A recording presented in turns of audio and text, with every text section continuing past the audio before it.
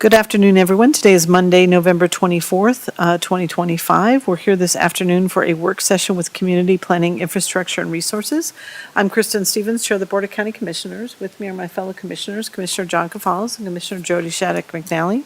We have our County Manager, Lorenda Volker, with us today. I'm going to turn things over to Leslie Ellis, our Planning, Infrastructure, and Resources Director. She'll let us know about the agenda. And I believe there's one item that will be removed from the agenda and postponed, but just want to welcome everybody. We'll have, as you speak, we'll have you introduce yourselves. So welcome, and Leslie, take it away. Okay, thank you. Hello, Commissioners. As you mentioned, we are going to propose one change to the agenda. Actually, let me introduce myself first. Leslie Ellis, Community Planning, Infrastructure, and Resources Director. So the Ranch Master Plan item that was scheduled as item 1 will be delayed by 2 weeks. And you do have hard copies there, so you'll have lots of time to review it, and if you have questions or proposed changes or anything before Connor comes back in December, then that should give you a little bit of extra time. So in this Thanksgiving week, then maybe we'll give you back the gift of a little bit of time back. So we have our main item that's the public improvement districts, and Mark can introduce. I think everybody here can probably do a quick introduction of themselves, and we'll seek some feedback from you on this item as well today. And then Rebecca has one brief update. I don't have any other updates today, so we'll hopefully wrap up a bit early. So Mark, I'll turn it over to you. Thank you. Thank you, Leslie. Mark Peterson. I'm the engineering director and joined at the table by other engineering staff. Katie Bilby, the Business Operations Manager of Engineering. Matt Johnson, Project Manager, Civil Engineer, Engineering Department. Amy Nguyen, Civil Engineer, working primarily with our public improvement districts. So they're here to answer any detailed questions that might come up as we go through this topic. I'll be making the bulk of the presentation. Our purpose is to discuss the Public Improvement District program, and specifically we want to seek concurrence from the Board of County Commissioners to make subdivisions with paved roads the focus of the PID program. We've been in the process of trying to notify all the owners of property and subdivisions within having paved subdivision roads of the need to maintain those facilities and their responsibilities for paying for the needed repairs. And then we've also been in the process of sending out mailings and making ourselves available to answer questions, to develop maintenance plans and support creation of public improvement districts.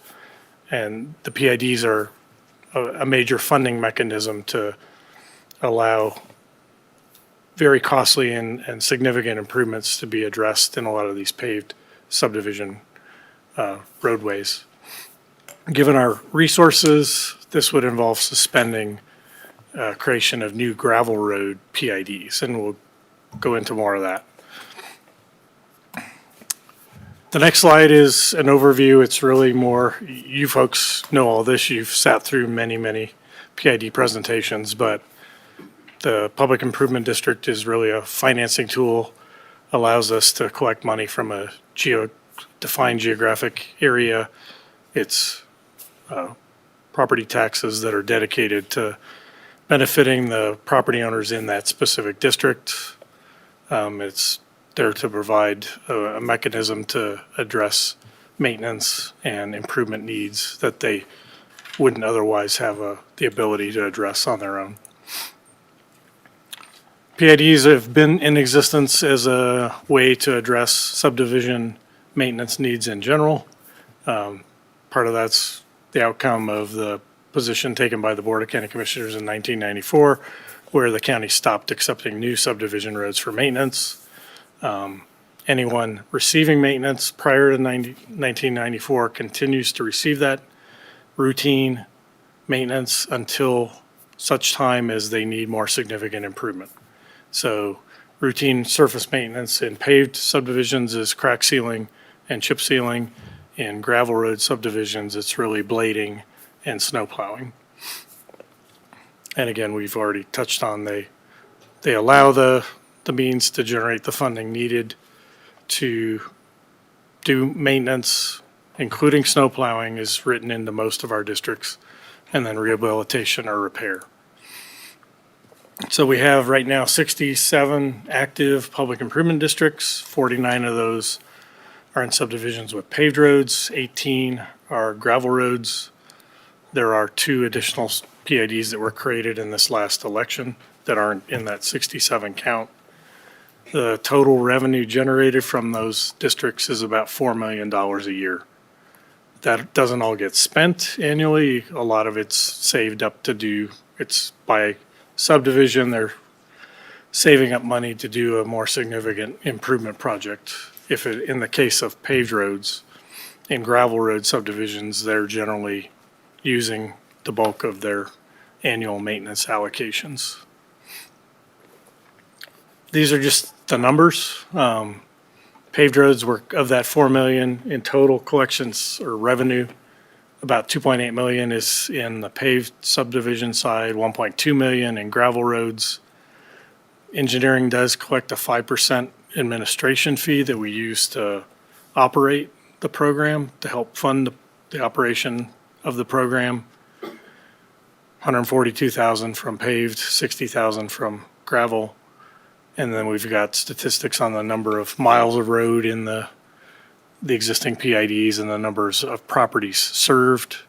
The average pavement condition index is applicable only to the subdivisions having paved roads, and that's about 87. So it's a pretty good number and is reflective of the work that Matt and Amy and Katie are doing to administer the existing subdivisions.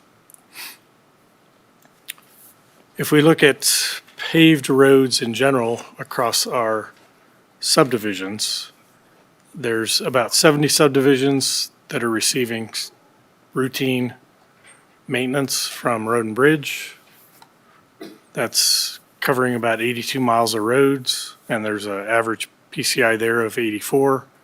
PID maintenance, as we've already touched on, has a pavement condition index, and that's a scale of 0 to 100 of 87. And then there are still quite a few subdivisions out there, 76 of them, there, give or take, that have about 78 miles of road that don't receive any kind of county maintenance or are not supported by a PID, and the average pavement condition index there is 67. Shown graphically, that's what it looks like on a bar chart. So the non-county maintained roads here are the 67, and that's an average across the entire system. If we go to look at it in more detail as to how they break down, what that's basically shown is that 35% of our public non-county maintained roads have a pavement condition index of less than 65, and that's sort of where you're reaching that critical point where if you don't do something, it's going to be very, very costly. I mean, they've kind of reached the point where it's going to be a pretty costly maintenance or improvement that's going to be needed to bring the condition up on those roadways. And really what happens is over time, B roads become C roads, C move to D, so we're going to see less B roads and, you know, more degradation of the entire roadway system.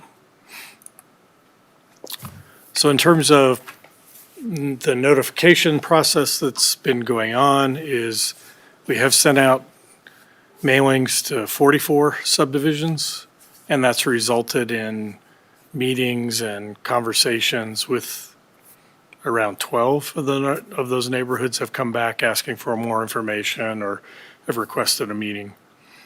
There are 23 subdivisions that the mailings are going to be completed in 2026. And then there are another 22 subdivisions who have pretty bad road conditions, and we're coordinating future send-outs in 2026 as well. In terms of what's in the pipeline for the PID process to go to election, potentially in November of 2026, and this is early in the process, so these numbers could change, but there are 7 total PIDs in that process, 6 of those being on paved roads, 1 would be a gravel road PID.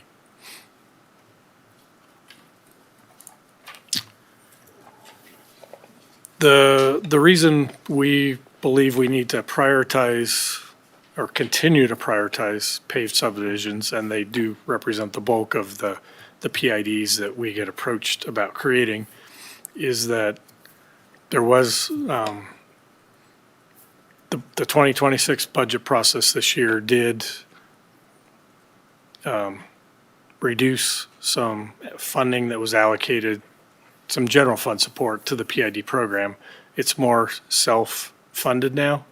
We did find through Road and Bridge, they recalculated some of the highway user tax fund money that's allocated to PIDs, so that number went up. So we are seeing some more revenue coming in to the PID program from that source. The big issue is, paved roads require substantial investment, and they need ongoing support.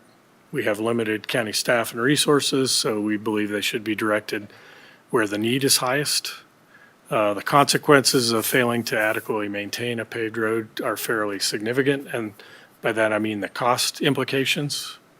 It takes a lot of investment. We've got that sort of typical pavement degradation or performance curve there where, if you don't catch things at the right time, if you don't devote appropriate levels of money to your maintenance and improvement program, you're going to pay for it very significantly down the road when you have to do a full reconstruction of a roadway. The PIDs for paved roads require saving more money typically for larger, more costly projects, and the neighborhoods generally have a very difficult time handling something like that through their HOA or on their own. It's more challenging than maintaining a gravel road would be. And the paved road program is really more conducive to sort of a centrally managed, administered maintenance and improvement programs. In other words, engineering staff, develop these maintenance programs. We know and how to go out and put out to bid a chip seal or a crack seal or an overlay program supporting the paved subdivision neighborhoods. When it comes down to gravel roads, when somebody buys into a property on a gravel road, we believe they should have some expectations that they're going to be variable conditions on that roadway depending on the season and the weather. There is a need for fairly frequent maintenance. You have potentially rough driving conditions, higher vehicle wear, and generally there's some community responsibility to help fund sort of the long-term upkeep. Sometimes that's passing the hat, sometimes that's road associations or homeowners associations. Most of our gravel subdivision roads are in mountainous areas.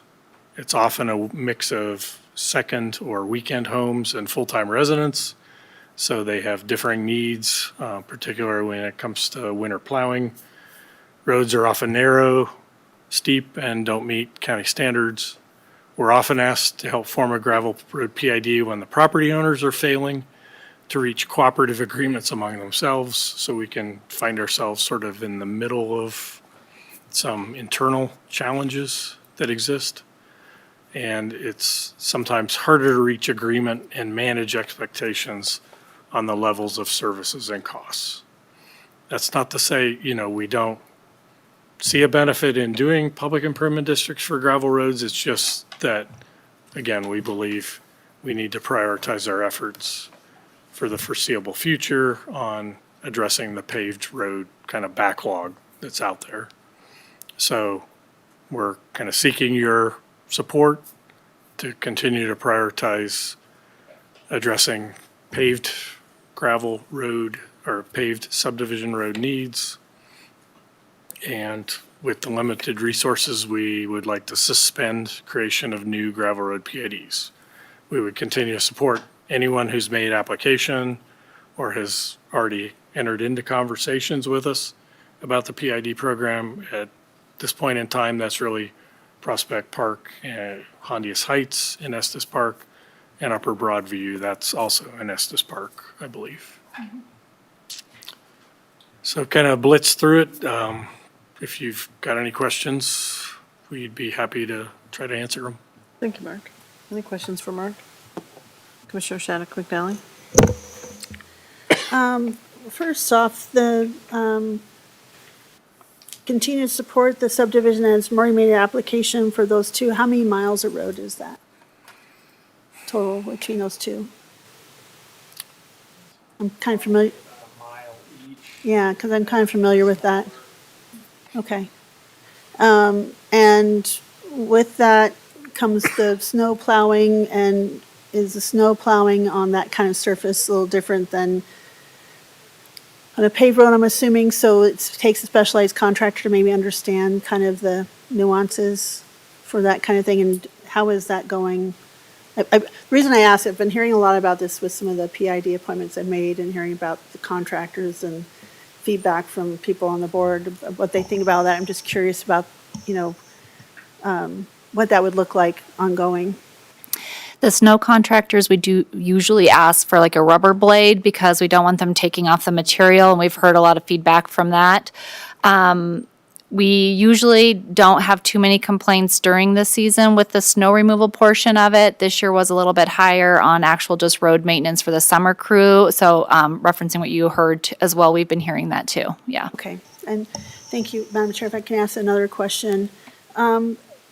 When you talk about prioritizing the owners that, of their road conditions, my assumption, and maybe you can correct my assumption, that some of these, because of this 65%, I'm assuming they're in that red and yellow category.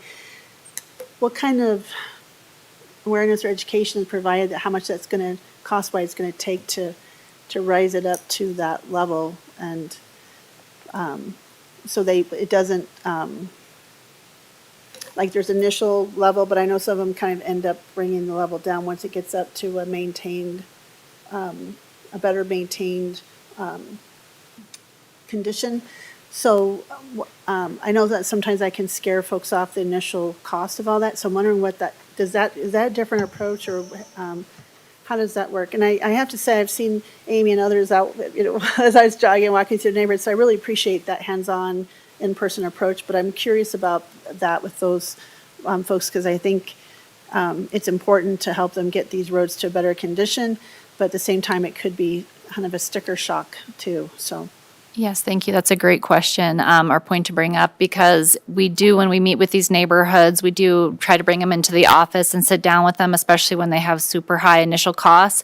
And we do try to walk them through, once we reach the point of a large project, how we can reduce it and just stick with the maintenance, which does help over time, to try to help them understand that once we get through this big hump, it will become a little bit more manageable. Okay, thank you. That's all I have, Madam Chair. Thank you. Commissioner Falls? Thank you. Thank you, colleagues. A couple of questions. So, and maybe you've already talked about this, but regarding the idea of focusing on paved PIDs, and it sounds like that means that going forward, those are the new PIDs that we would consider, and we would suspend any new ones that are not already in the hopper. Suspend that from moving forward. In other words, we'd put a pause or a suspension on gravel PIDs. So am I understanding that correctly? And related to that, do we have, I don't know, the statutory authority to say we're not going to accept, and maybe statute doesn't pertain here? Well, you are correct in terms of what we're talking about. Yes, I think it would be appropriate for the county attorney's office to address. I don't believe there's any statutory authority requiring us to accept anybody who makes application for a PID program. I think that's. Yeah, we'll welcome our attorney to weigh in on that. Frank Haug from the County Attorney's Office. I think there's two ways to sort of do it, but if we get a petition and if the petition is appropriate, I was just reading the statute. If we get a petition and it's got all of the signatures and it meets all of it, we have to follow that process. I mean, so we can prioritize certain things and we can sort of do that. But if somebody comes in and they've checked all of the boxes for their petition, I mean, the board still has discretion on how they approve it or don't approve it. But I think to the extent that they file the petition and it has the 30% signatures and it has all of the boxes checked, we have to go through the process. Whether we form the district or don't, because the board has the discretion to form it or not form it, whether they think it's reasonable or not reasonable or whatever. So there is some discretion, but in terms of the petition getting filed, we don't have to help them do that petition. We don't have to, and right now I think we do. Right now we offer quite a bit of help to these people, and so I think it's appropriate for the board to say we're going to prioritize this or staff time is going to get prioritized this way. I just want to be clear that if a citizen group does fill the petition out, get the 30%, I think we have to go through the statutory process. Just a couple. Thank you, Frank. That's helpful. Thank you for clarifying that. Just a couple of other maybe follow-up questions. One is, so based on your presentation, Mark, there are 18 gravel PIDs, that involves grading of the dirt roads and snow plowing. What will happen to those 18 gravel PIDs? There's no change. I mean, we'll continue to. No, we're just talking about new public improvement districts. Our focus on really messaging, to all the subdivisions that have paved roads, there's been a lack of information, or the first thing we hear from people, especially if they've had road and bridge maintenance, is, well, I thought the county maintained all my roads. I didn't realize I was buying into ownership of a road system, and now you're telling me I've got to pay for it.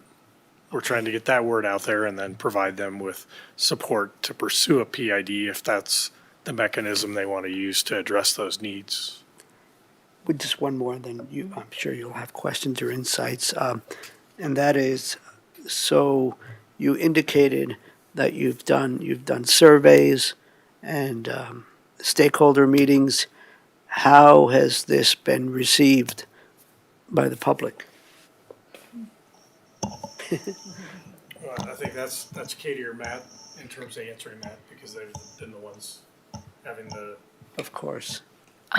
Yeah, all the ones we've currently done are for paved roads, so we have not shared with the public per se that we're looking at not maybe bringing in gravel roads until we came to you guys. We are, but the paved roads and our outreach to them, there has been a lot of different feedback. Some individuals have been thankful that we're here to help them and they can get in and get started at before it gets too expensive, before the repairs become too costly. We do have other ones where unfortunately their road system already is extremely costly, so we're trying to work with them to figure out ways we can present it to their neighborhood as a whole without that sticker shock we talked about beforehand, and how we can support them, so. Thank you. I'll pause there, Madam Chair. Thank you, Katie. So given kind of what Frank said about people still being able to come forward with a petition, as commissioners, I'll speak for myself, but it would be hard if somebody met the threshold for me to say, no, we're not doing this any longer. So kind of what is your recommendation going forward with a situation like that? Would we not help with petition gathering? Would we discourage them from even applying? Or if it's a cost and bandwidth kind of issue, is there a way to increase our administrative fees to cover some of that? I believe, I'll kind of look down at Frank there, but I believe we have kind of reached out and talked a little bit about the 5% fee, and I think that you can increase it as long as it's not true dramatic. I believe we talked about that actually during the budget season because Matthew had brought it up to us.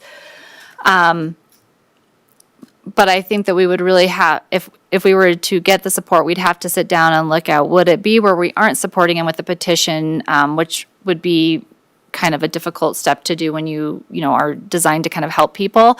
So that would definitely be something I think we'd have to look at. From my point of view, I would kind of look to leadership on what Mark would like us to see or do.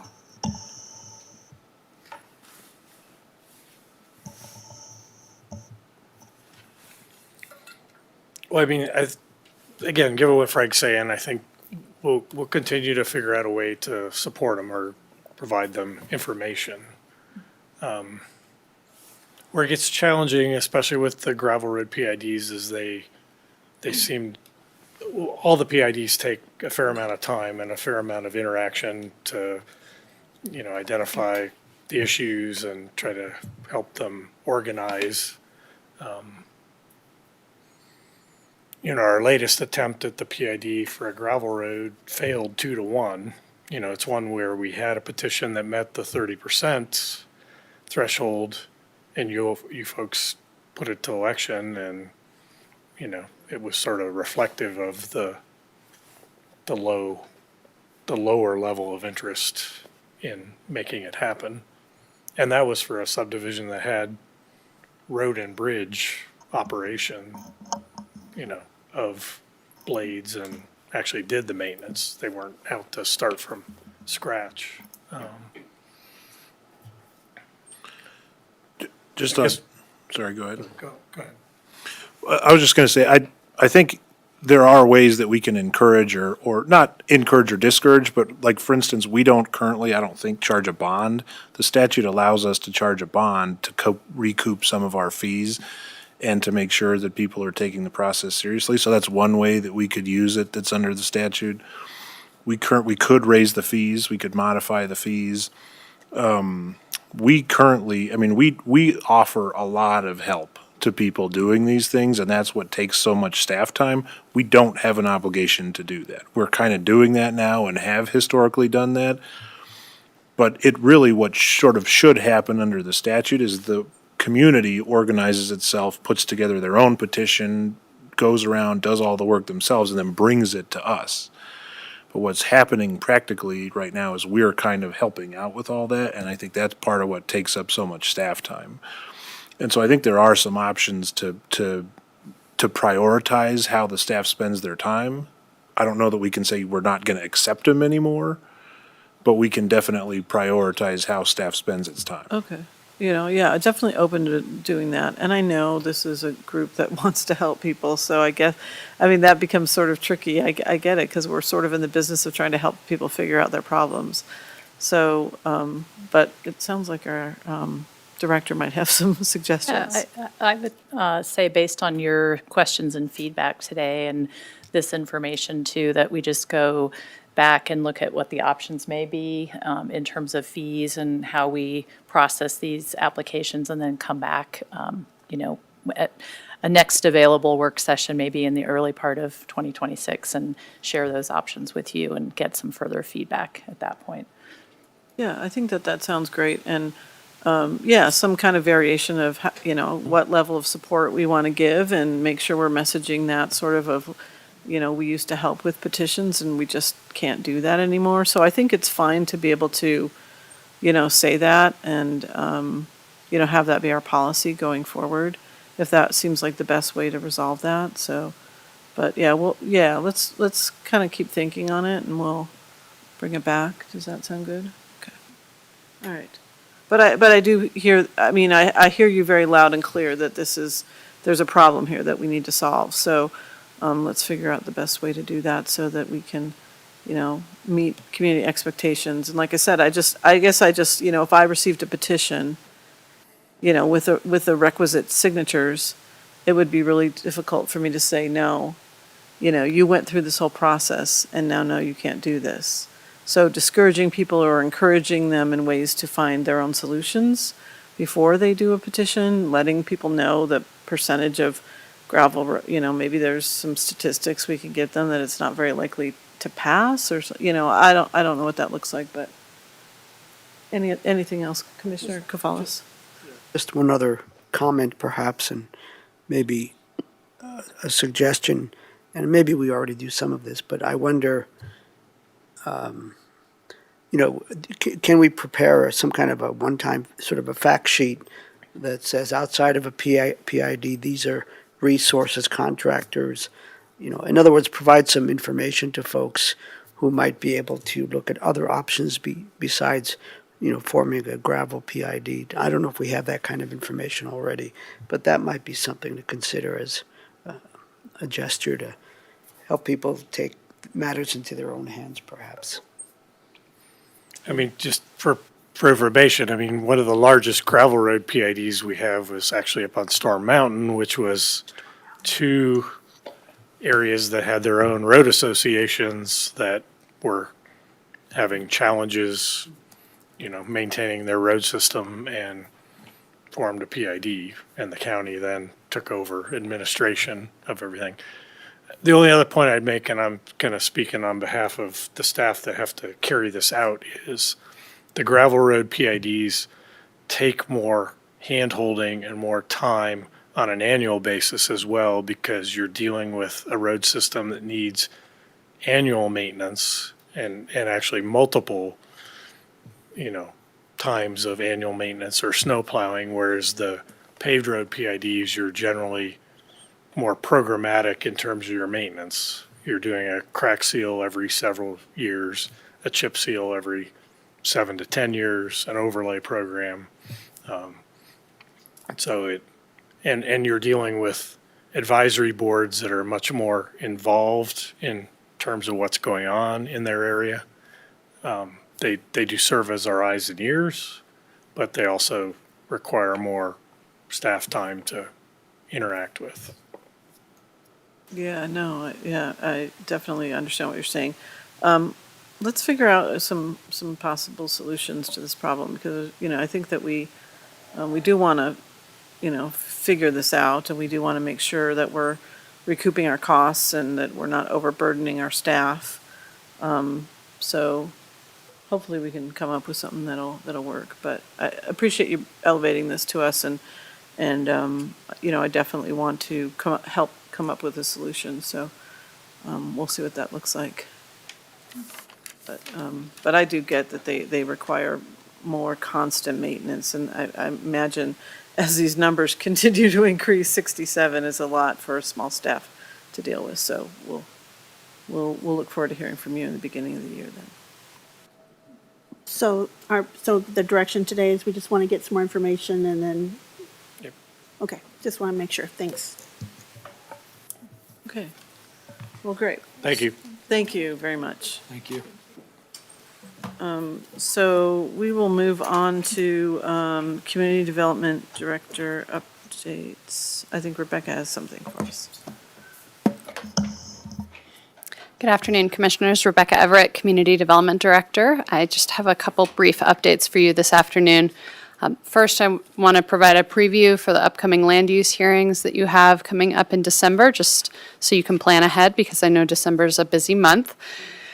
We do have several items on the upcoming 3 o'clock hearings on December 8th and December 15th. So we will be holding those hearings, and there will be discussion items on those hearings. However, the 6:30 p.m. hearing on December 15th will likely be canceled. So that will likely free up that evening, and we should be able to confirm that for sure within the next week. And finally, on hearings, the Aragon Holdings septic appeal item that you tabled at your last land use hearing will not be back scheduled for another hearing until January at the earliest. So that will not be coming back in December, but sometime in 2026. And then my last update for today is that I'm working on a 2026 work plan for community development, which I'll share with all of you. Right now we have that scheduled for the December 8th work session to look through that. With some other items, ranch items and things shifting around on the agendas, it's possible that may shift a little bit, but we are working on that, and we'll share that in advance to inform some discussion about what the priorities look like for our department in 2026. That's great. Any questions for Rebecca? Commissioner? Maybe for both of you, I was wondering about on December 22nd, are we going to be having that work session? Is there items on, I know The 15th, are we going to have the one on the 22nd? Yes, there are items on there, including items related to the ranch, and I believe that may be the day that CDOT's coming in to do an update. I'd have to pull up the schedule, but we do have items scheduled that day. Okay, thanks. Rebecca confirmed that. Okay. Anything else? Go ahead, Commissioner. Yes, thank you. Thanks, Rebecca. So presumably then, the evening land use hearing, 6:30 for December 8th, there's nothing on the calendar for that. Correct. There is no 6:30 hearing scheduled for December 8th. There is one scheduled for December 15th, but that will likely be canceled. And finally, isn't it correct, is it December 10th when we have our celebration of joint Planning Commission and the Board of County Commissioners? Yes, that is correct. December 10th, we've replaced the joint work session with a holiday celebration for Planning Commission and Board of County Commissioners, which will be held at at Blue Arena. Thank you. Thank you. Thank you. All right, I think we're good. Thank you, Rebecca. And Leslie doesn't have anything? That is all. Thank you. All right. So at 2:06, we are adjourned. Thanks, everyone.